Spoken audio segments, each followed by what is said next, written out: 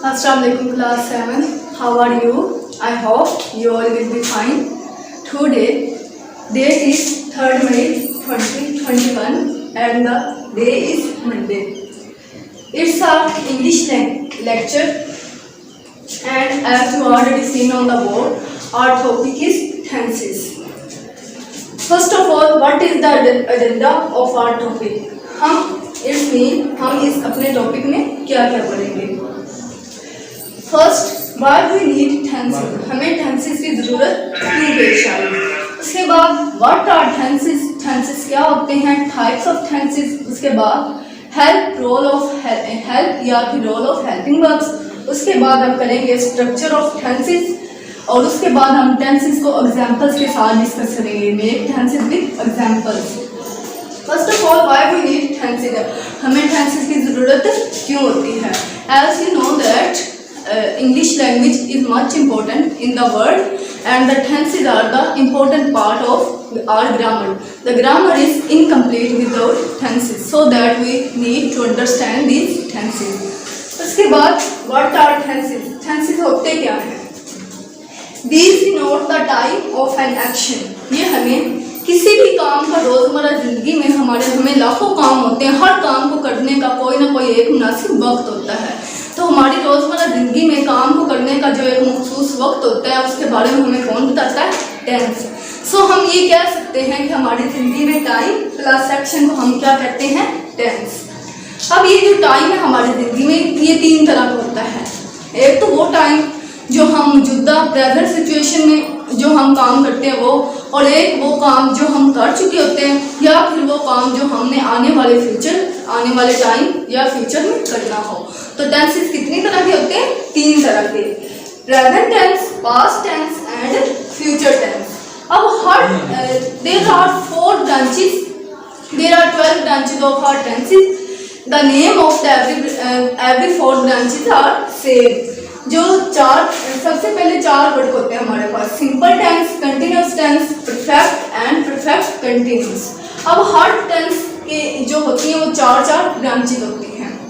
इसी तरह एक टेंस की टोटल 12 ब्रांचेस होती हैं. देयर आर टोटल 12 टाइप्स और ब्रांचेस ऑफ टेंसेस.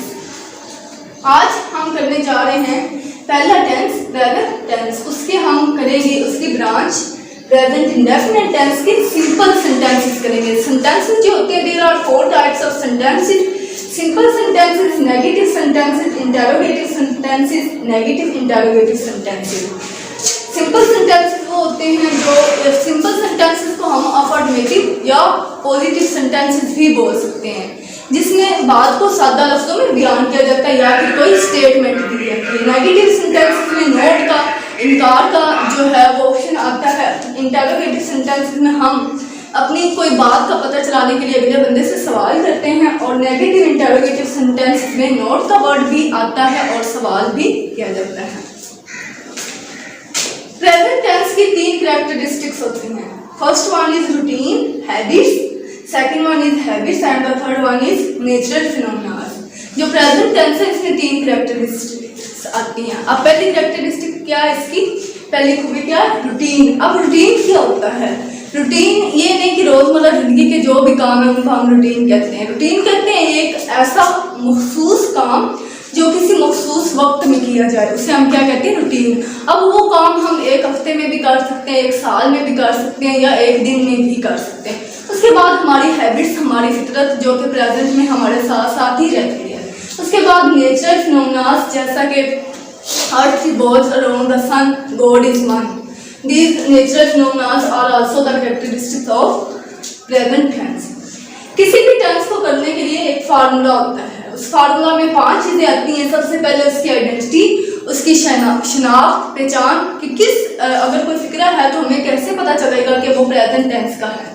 उसके बाद आते हैं हेल्पिंग वर्ब्स. हेल्पिंग वर्ब्स वो होते हैं जो वर्ब्स की हेल्प करते हैं, हमें वर्ब्स के बारे में बताते हैं कि जो वर्ब है वो किस टाइम में जो है वो हुआ.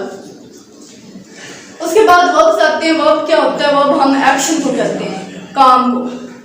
सिंगुलर और प्लूरल. सिंगुलर और प्लूरल इसमें ये बयान करते हैं कि हम इनके साथ कौन सा हेल्पिंग वर्ब लगाएंगे. ठीक है. अब इस टेंस की आइडेंटिटी क्या है? उर्दू का जिसके आखिर में ता है, ती है, ता हूँ, ता है वगैरह आ जाए, उसको हम क्या कहते हैं, वो कौन सा होगा, प्रेजेंट सिंपल टेंस। और इसमें helping verb present indefinite tense के जो सिंपल सेंटेंसेस होते हैं उसमें हेल्पिंग वर्ब नील होता है, उसमें हेल्पिंग वर्ब प्रेजेंट नहीं होता। उसके बाद वर्ब की हम पहली फॉर्म इस्तेमाल करते हैं, उसको हम बेस फॉर्म भी कहते हैं, और पहली फॉर्म के साथ हम एस या ईएस का इजाफा करते हैं। उसके बाद सिंगुलर के साथ there are 3 person of pronoun की 3 पर्सन होती हैं। पहले फर्स्ट पर्सन, सेकंड पर्सन और थर्ड पर्सन। फर्स्ट पर्सन में आई हुई आता है, सेकंड पर्सन में यू आता है, और थर्ड पर्सन में ही, शी, इट और दे आता है। अब हमें कैसे पता चलेगा कि जो एस है वो सिंगुलर के, जो एस या ई एस का इजाफा वो सिंगुलर के साथ कैसे करना और प्लूरल के साथ कैसे करना है। थर्ड पर्सन के जो ही, शी, इट है उनके साथ हम एस या ई एस का इजाफा करेंगे। उसके बाद फर्स्ट पर्सन के थर्ड पर्सन के ही, शी, इट के साथ हम एस या ई एस का इजाफा करेंगे, और फर्स्ट पर्सन के आई हुई, थर्ड पर्सन के दे और सेकंड पर्सन के यू के साथ हम एस या ई एस का इजाफा नहीं करेंगे। अब इसकी स्ट्रक्चर की तरफ आते हैं कि किसी भी फिक्रे को इंग्लिश में ट्रांसलेट करने के लिए क्या स्ट्रक्चर है, उसकी फॉर्म क्या है। सबसे पहले फिक्रे में क्या आता है, सब्जेक्ट। सबसे पहले अगर किसी भी उर्दू के फिक्रे को इंग्लिश में ट्रांसलेट करना है तो सबसे पहले उसका क्या लिखेंगे, सब्जेक्ट। उसके बाद वर्ब, क्योंकि आना तो हेल्पिंग वर्ब चाहिए, और हमने कहा कि प्रेजेंट इंडेफिनिट के जो सिंपल सेंटेंसेस है उसमें हेल्पिंग वर्ब इस्तेमाल नहीं होता, तो उसके बाद क्या आएगा, वर्ब की फर्स्ट फॉर्म साथ एस या ई एस का इजाफा करेंगे। उसके बाद रिमेनिंग पार्ट में ऑब्जेक्ट, और उसके बाद फुल स्टॉप। अब हम आते हैं एग्जाम्पल्स की तरफ। वो बाकायदा से वर्जिश करता है, तो सबसे पहले इसकी स्ट्रक्चर बनाने का तरीका क्या था, सबसे पहले क्या आएगा, सब्जेक्ट। तो वो क्या है, सब्जेक्ट, तो वो को हम क्या करेंगे, ही, वो बाकायदा वर्जिश करता है, ही। उसके बाद क्या आएगा, सब्जेक्ट के बाद वर्ब, तो वर्ब की पहली फॉर्म इस्तेमाल करेंगे, टेक। वर्जिश करना की इंग्लिश क्या होती है, टेक, तो टेक की पहली फॉर्म इस्तेमाल होगी। उसके बाद हमने कहा कि हम इसके साथ एस या ई एस का इजाफा करेंगे। अब ये हम उसके लिए हमने 2 ऑप्शन रखे थे कि थर्ड पर्सन, कुछ ऑप्शन ऐसे थे जिनके साथ एस या ई एस का इजाफा होता है, और कुछ ऐसे थे जिनके साथ एस या ई एस का इजाफा नहीं होता। तो हमने इधर बात की थी कि थर्ड पर्सन के ही, शी, इट के साथ एस या ई के साथ जो वर्ब आता है उसके साथ एस या ई एस का इजाफा होता है। तो इट्स मीन ये थर्ड पर्सन से बिलोंग करता है, तो इसके साथ जो वर्ब आएगा उसके साथ हम एस का इजाफा करेंगे। अब एस का इजाफा कहाँ करते हैं और ई एस का इजाफा कहाँ करते हैं, जब किसी वर्ब के एंड पे CH, X, O, Z, S या डबल S वगैरह आ जाएं तो इनके साथ हम ES का इजाफा करेंगे, और इनके अलावा बाकी तमाम लेटर्स के साथ हम S का इजाफा करेंगे। अब टेक, तो टेक में से कोई भी इधर ऐसा लेटर जो इसके एंड पे नहीं आ रहा, तो इसके साथ हम अकेला क्या लगाएंगे, S, he takes exercise regularly. उसके बाद क्या आएगा, रिमेनिंग पार्ट मीन ऑब्जेक्ट को ऑब्जेक्ट कहते हैं जिसके बारे में हमें कोई बात बताई जाती है। जो बात हम बता रहे होते हैं सब्जेक्ट के बारे में उसे हम क्या कहते हैं, ऑब्जेक्ट, और एंड पे क्या आएगा, फुल स्टॉप। तो इसको हम किस तरह करेंगे, सबसे पहले सब्जेक्ट ही, उसके बाद वर्ब टेक, और इसके साथ हम एस का इजाफा करेंगे और ऑब्जेक्ट आएगा, और उसके बाद क्या आएगा, फुल स्टॉप। अगली एग्जांपल देखते हैं, अली क्रिकेट खेलता है, तो अली क्या है, सब्जेक्ट। सबसे पहले हमने क्या बोला, क्या आएगा, सब्जेक्ट। उसके बाद वर्ब आएगा, खेलना, एक्शन, वो क्या है, वर्ब। तो अली प्ले। अब हमने इसके साथ एस का इजाफा किया है। जहाँ पे एक बात ये भी आती है कि सिंगुलर नाउन के साथ हम एस या ई एस का इजाफा करेंगे, और प्लूरल नाउन के साथ हम एस या ई एस का इजाफा नहीं करेंगे। इस बात को आप लोग इस तरह भी याद रख सकते हैं कि सिंगुलर को प्लूरल बनाने के लिए हम क्या लगाते हैं, एस या ई एस। अब एक चीज पहले प्लूरल है तो हम उसके साथ मजीद एस या ई एस नहीं लगा सकते। इसी तरह इसके बाद ऑब्जेक्ट आएगा, अली प्लेज द क्रिकेट, और इसी तरह वो बाग में जाते हैं, वो दे गो इनटू द गार्डन। दे, तो ये थर्ड पर्सन है, थर्ड पर्सन दे के साथ एस या ई एस का इजाफा नहीं होगा, तो इसलिए हमने वर्ड के साथ एस या ई एस नहीं लगाया।